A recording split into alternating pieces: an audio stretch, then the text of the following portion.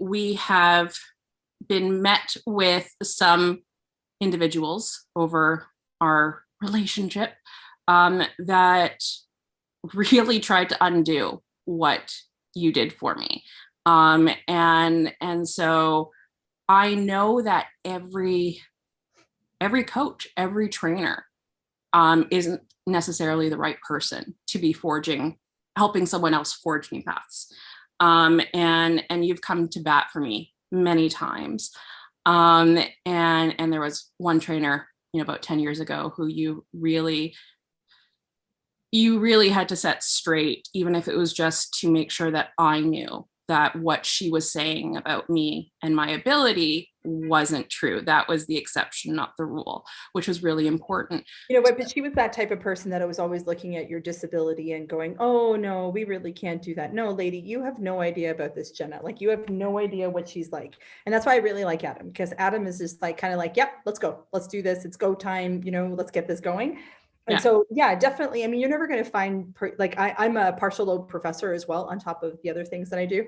You're slipping that in there. Yeah. And so, yes, definitely. I'm not going to have that perfect connection with every single student. Right. But I think as a practitioner, and I think as a person that's looking at other people, is again, extracting their ability, working with their ability, and finding out where their boundaries are, and then just bowling right through them. Mm-hmm.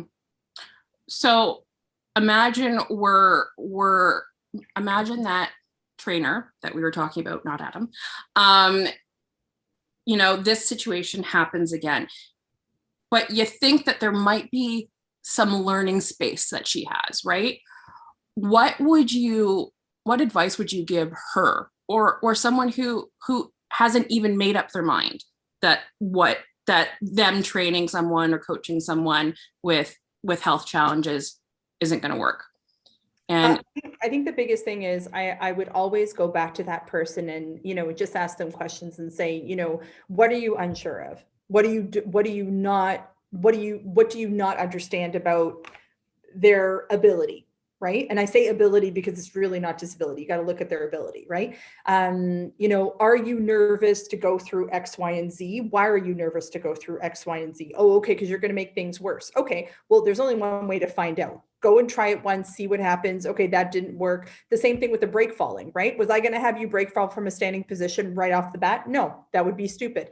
We build up to it very incrementally to make sure that you were doing it appropriately, you were learning, you were progressing, and then that positivity would transfer over into other aspects that we were working on.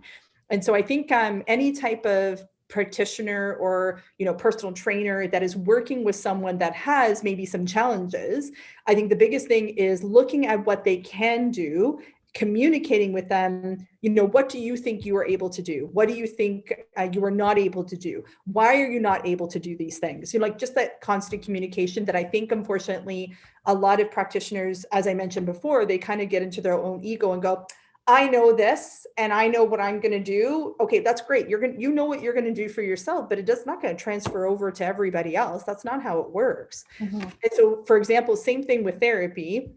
So I want to say, knock on wood, one of the reasons why I am good at my job, hopefully, is because I think what I do is I constantly communicate with my patients, and I say, okay, how are we doing today? Oh, okay, so today's not a good day because you slipped down the stairs yesterday.